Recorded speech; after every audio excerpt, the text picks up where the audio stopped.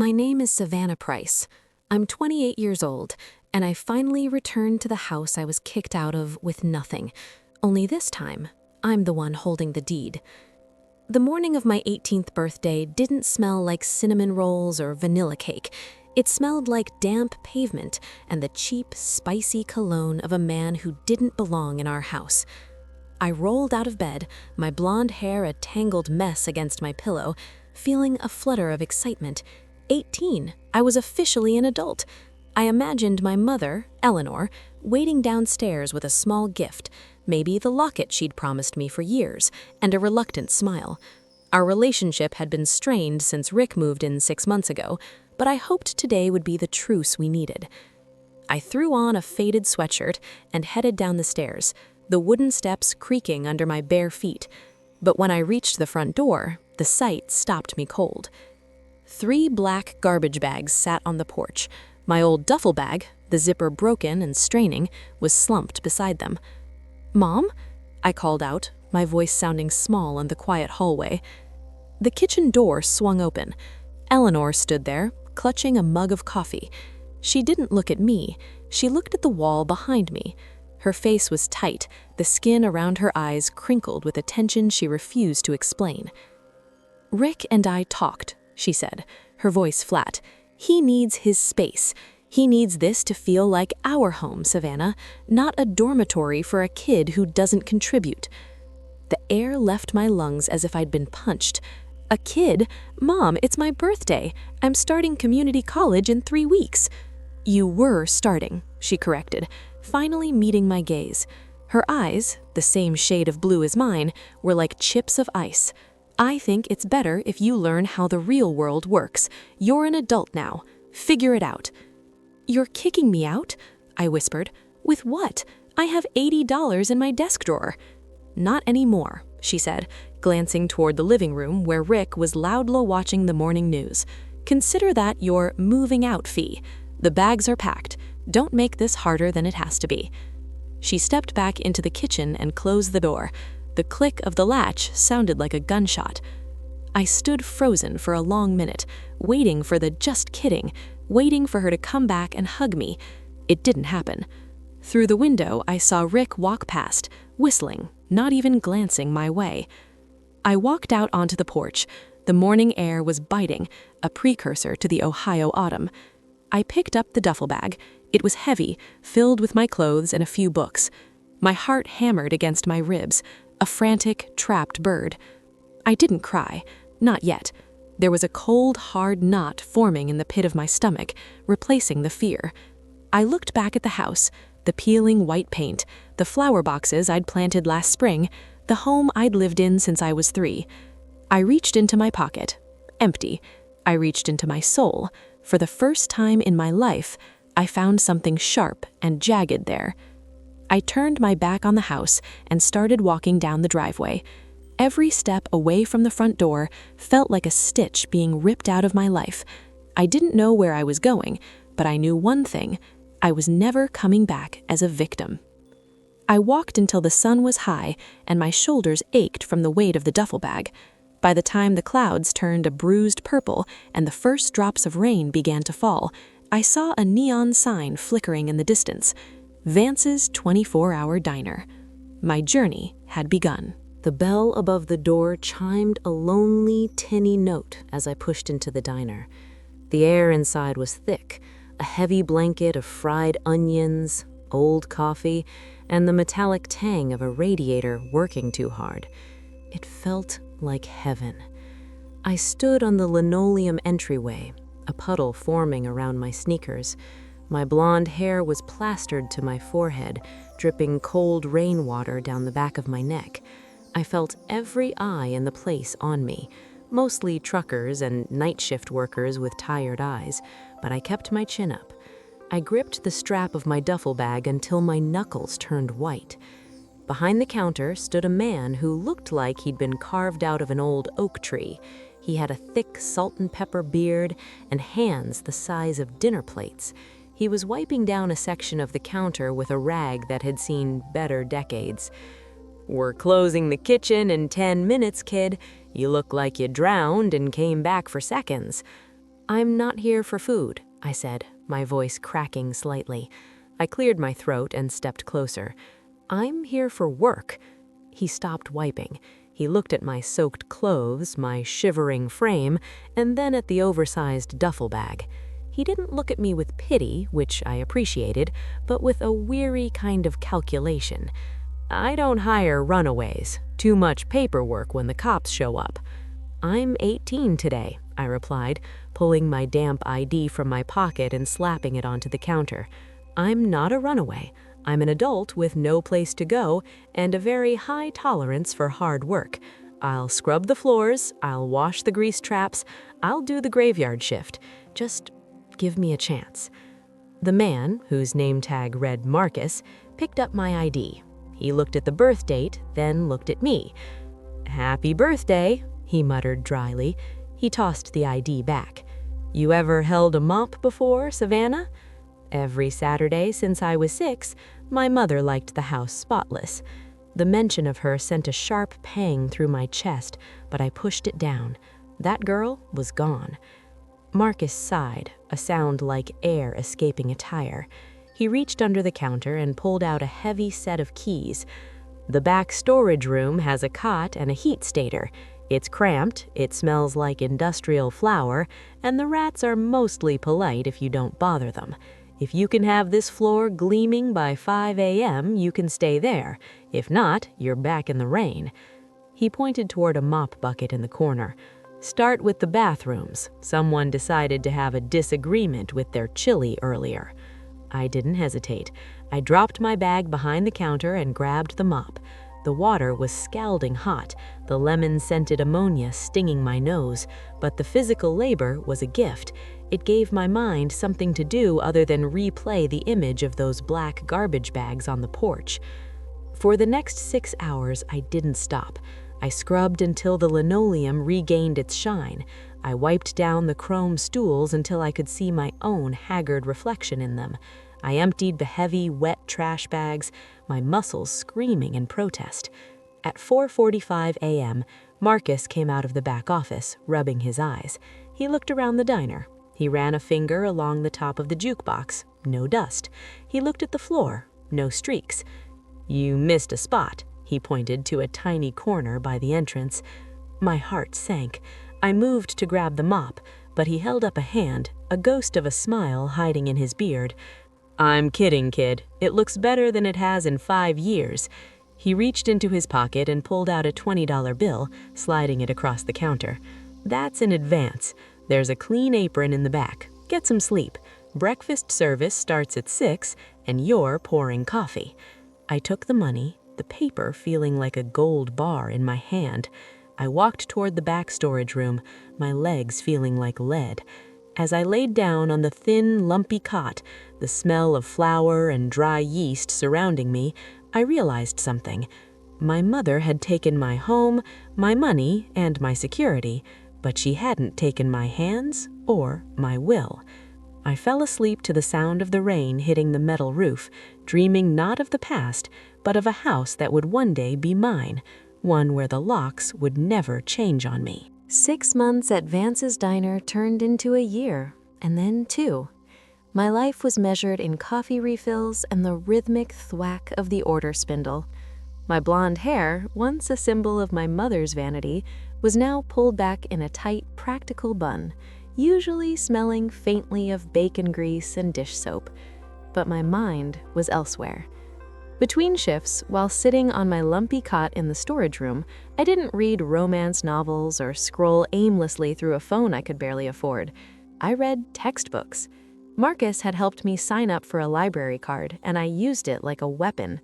I started with business management, moved to property law, and eventually landed on real estate development. "You're gonna go cross-eyed, Savannah," Marcus grumbled one Tuesday afternoon, leaning his heavy elbows on the counter as I pored over a thick volume on zoning ordinances. "I'm learning how the world is built, Marcus," I said, not looking up. "The people with the money don't just work hard, they own things. They own the ground we're standing on." "And what's a girl from a roadside diner going to do with a zoning permit?" he asked, though his eyes were kind. "I'm going to make sure no one can ever tell me to vacate again," I replied. I looked at him, my pen hovering over a notebook filled with calculations. "I saved another $500 this month. That's $5,000 in the high-yield account you helped me open." Marcus whistled low. He knew I lived on crackers and the occasional mistake order from the kitchen. I didn't buy new clothes, I didn't go to the movies. I was a ghost haunting a diner, collecting coins to build a future. The turning point came on a humid July afternoon. I was wiping down a table when a sleek silver sedan pulled into the gravel lot. A woman stepped out, wearing a tailored navy suit that looked like it cost more than Marcus's entire kitchen line. She walked with a purpose that made the air around her feel sharper. She came in, ordered a black coffee, and spread a set of architectural blueprints across the table. I hovered, pretending to refill the salt shakers, but my eyes were locked on the drawings. "That's a multi-family residential layout," I murmured, unable to stop myself. "But your ingress points are going to bottleneck at the south exit if you don't account for the new county bypass." The woman looked up, her sharp eyes hidden behind designer frames. She looked at my grease-stained apron, then at my face. "How do you know about the county bypass?" "I read the town council minutes at the library," I said, standing tall. "It was approved last month. If you build that complex as drawn, your tenants will be trapped in a 20-minute crawl just to get to the grocery store." She stared at me for a long beat, then slid a business card across the table. "Voss and Associates, Luxury Real Estate Development, Chicago. We need juniors who actually pay attention to the world instead of just their phones.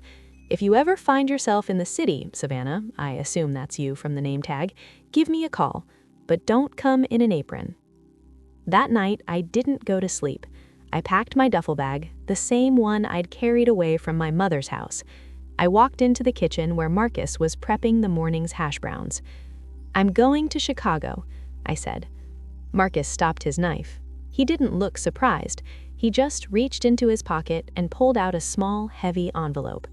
"I've been setting aside a bonus for you every month. Call it a graduation gift." I opened it to find $2,000 in crisp bills. My eyes blurred with tears, the first I'd allowed myself in years. "Go on," he said, shooing me away with a flour-covered hand. "This diner is too small for a girl who can see a bottleneck before the road is even built." I hugged him, the scent of flour and kindness clinging to me one last time.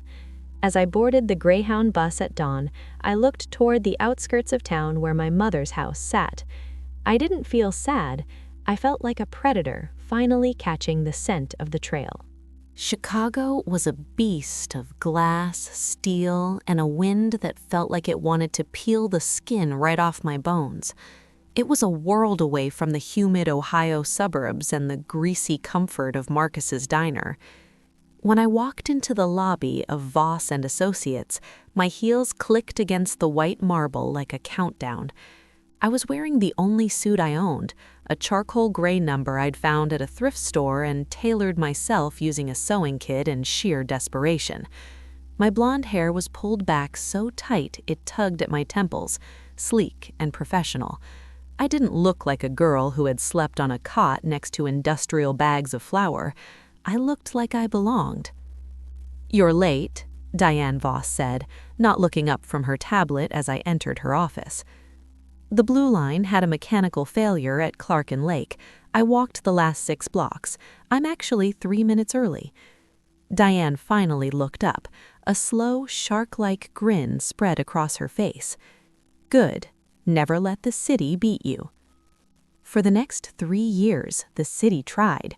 I started as a junior analyst, which was a fancy term for person who does the math everyone else is too lazy to do. I spent 14 hours a day submerged in spreadsheets, title deeds, and tax liens. I learned how to find the cracks in a contract and how to smell a bad investment before the ink was even dry. I lived in a tiny studio apartment where the radiator clanked all night, eating ramen and saving every bonus. I wasn't just building a bank account, I was building a reputation. They called me the ghost in the office because I was always there, the first to arrive, the last to leave, silent and efficient.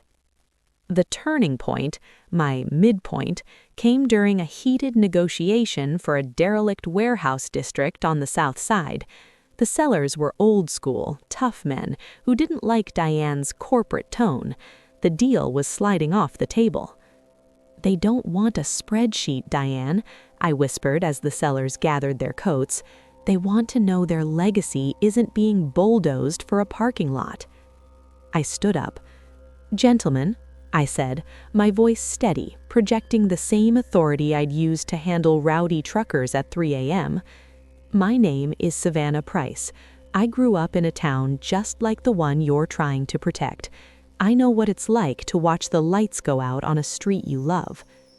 I didn't talk about profit margins.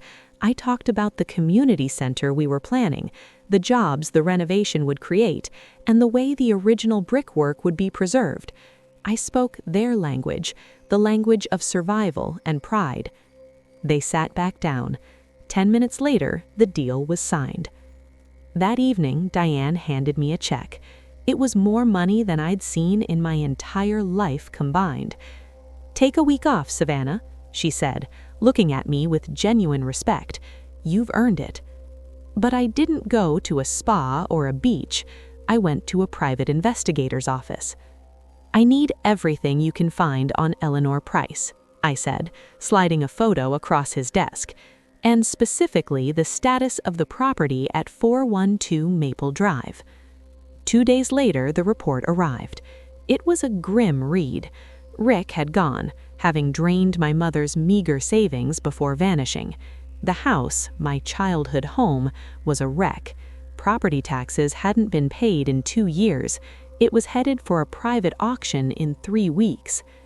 I sat in my high-rise apartment, looking out at the glittering Chicago skyline.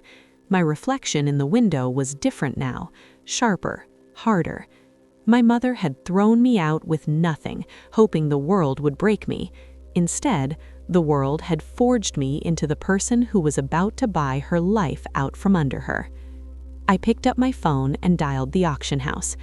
"I want to register for a private bid," I said, my voice as cold as the Chicago wind. The rental SUV was a silent, black beast that ate up the miles between Chicago and the small Ohio town I'd once called home. As I crossed the state line, the landscape shifted from the aggressive verticality of the city to rolling hills and tired-looking strip malls. The air here felt thicker, heavier with the scent of damp earth and the coming winter. I adjusted my grip on the leather-wrapped steering wheel. My nails were perfectly manicured now, a soft, neutral pink, and my blonde hair was styled in a sharp, expensive lob that didn't move when I turned my head. I looked like the kind of woman who bought things, not the kind of girl who was thrown away. I didn't go to the house first. I went to the diner. The neon sign for Vance's was flickering, the V struggling to stay lit against the gathering dusk. It looked smaller than I remembered. I parked the SUV in the gravel lot, the stones crunching loudly under my tires, and stepped out. Inside, the smell hit me like a physical blow. Grease, old coffee, and the faint, sweet scent of industrial flour. It was the smell of my survival. Marcus was behind the counter, looking older, his salt and pepper beard now almost entirely white. He was serving a slice of pie to a regular when I walked in. He didn't recognize me at first. He just saw a high-end customer who looked like she'd taken a wrong turn. "Help you with something, ma'am?" he asked, his voice still a low, comforting rumble. "I'm looking for a cup of black coffee and a place to sit where the drafts don't hit," I said, a small smile tugging at my lips. Marcus froze.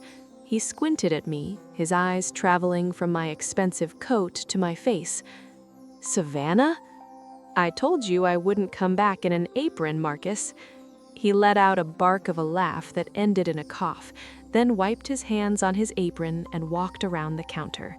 He hugged me, a solid, flower-dusted hug that felt more like home than any building ever had. "Look at you," he said, stepping back to look me over. "You look like you own the city." "Just parts of it," I said, sitting at the counter. "I heard about the house, Marcus. I heard about Eleanor." Marcus's expression darkened. He poured me a coffee, on the house, naturally. "It's bad, kid. Rick ran off about a year ago after he talked her into taking out a second mortgage. She's been living like a hermit. The bank took the house, and it's up for that private auction tomorrow. She's supposed to be out by the end of the week." "Does she have anywhere to go?" I asked, testing the weight of the question in my heart. I expected to feel guilt, but I only felt a cold, clinical curiosity. "A sister in Indiana who barely talks to her," Marcus sighed. "But your mother, she's still got that pride, won't ask for a dime even though she hasn't got one left." Later that evening, after promising Marcus I'd come back for breakfast, I drove past 412 Maple Drive. I slowed the car to a crawl. The lawn was knee-high and brown. The white paint I'd once helped maintain was gray and peeling, falling off in long, jagged strips like dead skin. One of the shutters was hanging by a single hinge. It looked haunted. I saw a shadow move behind the living room curtain, a thin, wavering shape. My mother. I wondered if she was sitting in the dark to save on electricity, or if she was just waiting for the inevitable. I didn't stop. I went to the local motel, checked in to the best room they had, and laid out my suit for the morning. It was a power suit, stark white, sharp shoulders, and a presence that commanded the room. The auction was at 10 a.m. I had the cashier's checks ready. Tomorrow, I wasn't just buying a house, I was buying back the 18-year-old girl who had been left on that porch with nothing but 3 garbage bags and a broken heart. The town hall basement smelled of stale coffee and damp limestone. It was a utilitarian room, illuminated by flickering fluorescent lights that hummed like a swarm of angry bees. There were only a handful of people there, mostly local investors in flannel shirts and mud-caked boots looking for a cheap flip. I stood in the back, my white power suit a stark, blinding contrast to the beige walls. I felt their eyes on me, the city woman who had wandered into their territory. I didn't care. I stood with my hands clasped in front of me, my posture as straight as a steel beam. The auctioneer, a portly man with a voice like sandpaper, shuffled his papers. "Next up, 412 Maple Drive, foreclosure sale. Minimum bid starts at $80,000. The room went quiet. A man in the front row raised a hand. $85. $90, another countered. I let them play for a moment. The price crept up to $110,000. The house was in such disrepair that the local guys were starting to hesitate. They saw a money pit. I saw a debt that needed to be settled. $115,000, the first man said, his voice uncertain. $200,000, I said. The hum of the lights seemed to grow louder in the sudden silence. Every head in the room whipped around to look at me. The auctioneer blinked, his gavel hovering in midair. "Ma'am," he asked, "the current bid was only $115. "I'm aware," I said, my voice projecting to the back of the room. $200,000, cash, today. The local investors looked at each other and lowered their paddles. There was no point in fighting someone who was willing to overpay by nearly double the market value of a wreck. They didn't understand that I wasn't buying real estate. I was buying a memory and dismantling it. "Going once," the auctioneer called out, his voice gaining excitement. "Going twice. Sold to the lady in white for $200,000. Whack! The sound of the gavel hitting the wooden podium echoed through the basement. It was the most satisfying sound I'd ever heard. It sounded like the closing of a tomb. I walked to the front table, pulled a cashier's check from my leather portfolio, and signed the closing documents with a steady hand. The lawyer handling the estate looked at me with a mix of curiosity and awe. "You'll have the deed filed by this afternoon. The current occupant has already been served an eviction notice for the end of the week, but as the new owner, you have the right to inspect the property immediately." "I'll be doing more than inspecting it," I replied, tucking my copy of the paperwork into my bag. As I walked out of the town hall and into the crisp morning air, I felt a strange sense of lightness. For 10 years, I had carried the weight of that porch, the weight of the garbage bags, and the weight of my mother's rejection.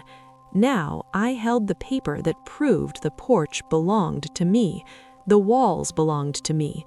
Even the air my mother breathed inside that house was now a courtesy I was extending to her. I got into the SUV and sat for a moment, gripping the steering wheel. My heart wasn't racing, it was beating with a slow, rhythmic power.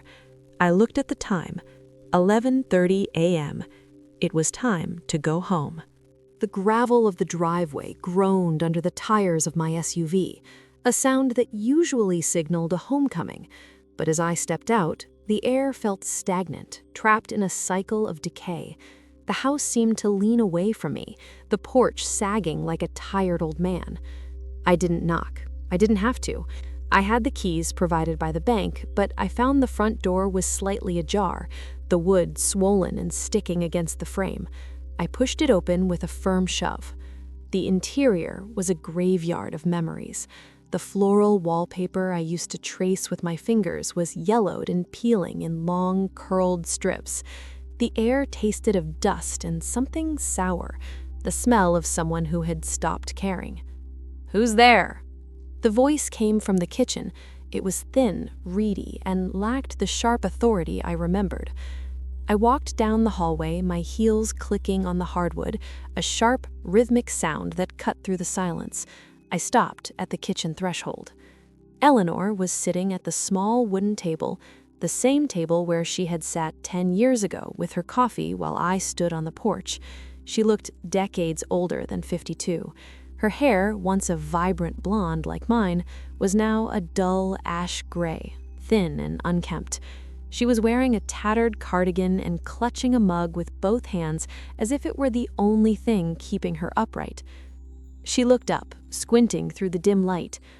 "I told the bank people I'd be out by Friday. You don't have to keep hovering." "It's Wednesday, Eleanor," I said. She froze. The mug trembled in her hands. She looked at me, really looked at me, taking in the white suit, the polished hair, and the eyes that matched her own. "Savannah," she whispered. Her face went through a kaleidoscope of emotions, shock, disbelief, and then a horrifying flicker of hope. "Savannah, oh thank God, you look so successful. You're back." She stood up, her legs wobbly. She moved toward me as if to hug me, but I didn't move. I stayed as still as a statue. She stopped a few feet away, sensing the invisible wall I'd built. "I heard about Rick," I said, my voice devoid of emotion. "I heard he took everything." Eleanor's face crumpled. "He was a mistake, Savannah, a terrible mistake. I was lonely and he took advantage. But look at you. You've done so well for yourself. I always knew you had that spark. That's why I was so hard on you. I knew it would make you strong." The lie was so effortless, so practiced, that it almost made me laugh. "You didn't do it to make me strong," I said, stepping further into the kitchen. I ran a finger along the counter. It came away, black with grime. "You did it because you were selfish. You traded your daughter for a man who didn't want the baggage. You gave me $0 and 3 garbage bags on my 18th birthday." "I was protecting our future," she cried, her voice rising in a desperate pitch. "And now you're here to help me, aren't you? You can talk to the bank. You can tell them to let us stay. We can be a family again, Savannah. I'll make it up to you." I reached into my bag and pulled out the deed. I laid it on the grimy table between us. "The bank doesn't own this house anymore, Mom," I said. The word Mom felt heavy and foreign on my tongue. "I do. I bought it at the auction this morning." Her eyes went wide, scanning the legal document. A pathetic, tremulous smile touched her lips. You bought it? For us? Oh, Savannah, I knew you'd come through. I'll start cleaning right away. You have 24 hours to vacate. The silence that followed was heavy. Eleanor's smile vanished, replaced by a mask of pure confusion. What? What are you talking about? I'm the owner now, I said, leaning in so she could see the lack of mercy in my eyes. I don't want baggage in my house. You have 24 hours. Figure it out. I turned on my heel and walked toward the door. You can't do this behind me, she screamed behind me, her voice cracking. I'm your mother. You're leaving me with nothing. I paused at the front door, looking out at the porch where my life had once ended and begun. I'm leaving you with exactly what you gave me. The only difference is you had 10 years to prepare. I only had a morning. I walked out, the door clicking shut behind me. It was the same sound I'd heard a decade ago, but this time, I was the one holding the keys. The sun rose the next morning with a clarity that felt almost violent. It poured through the windows of my motel room, highlighting every sharp line of my suit. I didn't feel like a victor. I felt like a surgeon who had finally removed a long, festering wound. I pulled into the driveway of 412 Maple Drive at exactly 11:30 a.m. A rusted, beat-up sedan was parked at a crooked angle on the lawn. Eleanor was struggling to shove a final cardboard box into the overflowing trunk. She looked small, fragile even, against the backdrop of the house she had once used as a throne. As I stepped out of the SUV, she stopped. She looked at me with a mixture of hatred and a lingering, desperate hope that I would change my mind at the last second. I hope you're happy, she spat, her voice trembling. You're just like Rick. You take what isn't yours. Actually, I paid $200,000 for this, I said, walking toward the porch. I didn't look at her, I looked at the house. And unlike you, I'm not leaving you to walk. You have a car. You have your belongings. You have a sister in Indiana who is expecting you. I have nothing, she shrieked. You have a choice, I countered, finally meeting her gaze. You can keep playing the victim, or you can do what I did. You can figure it out. She slammed her trunk shut, the sound echoing through the quiet neighborhood. Without another word, she got into the driver's seat and peeled away, the tires kicking up dead leaves and gravel. I watched the car until it disappeared around the bend. The silence that followed was the loudest thing I had ever heard. I walked up the porch steps. The wood didn't groan this time. It felt solid beneath my feet. I went inside and walked through the empty rooms. The ghost of the girl with the matted blonde hair and the broken heart was gone. In her place was a woman with a vision. A week later, a crew of contractors arrived. I didn't stay to watch the demolition of the interior, but I directed every move. The floral wallpaper was scraped away. The rotting floorboards were replaced with sturdy oak. The dark, cramped kitchen was knocked through to let the light in. On a crisp morning 3 months later, a new sign was hammered into the front lawn. It wasn't a for sale sign. It read, "The Price Foundation, a transition home for young women." Marcus stood beside me as we watched the first resident, a girl named Maya who was 18 and carrying her life in 2 backpacks, walk up the steps. She looked terrified, just like I had been. "You really did it, Savannah," Marcus said, leaning on his cane. He looked at the house, now gleaming with fresh white paint and bright blue shutters. It looked like a place where someone could actually breathe. "I realized I didn't want the house to be mine, Marcus," I said, watching Maya reach the front door. I'd made sure the locks were brand new, and I'd handed Maya her own set of keys the moment she arrived. I wanted it to belong to the people who think they have nowhere else to go. "And your mother?" Marcus asked quietly. "I sent her a check for the amount she collected from my desk drawer 10 years ago, with interest. It's the last thing I'll ever owe her." I walked up the porch steps and stood at the door. I looked out over the neighborhood. The morning sunlight caught the gold of my hair, reflecting a glow that felt warm and, for the first time, peaceful. I wasn't the girl who was kicked out anymore. I was the woman who built a doorway for everyone else. I took a deep breath of the cold, clean Ohio air, turned the handle, and walked inside. I was finally, truly home.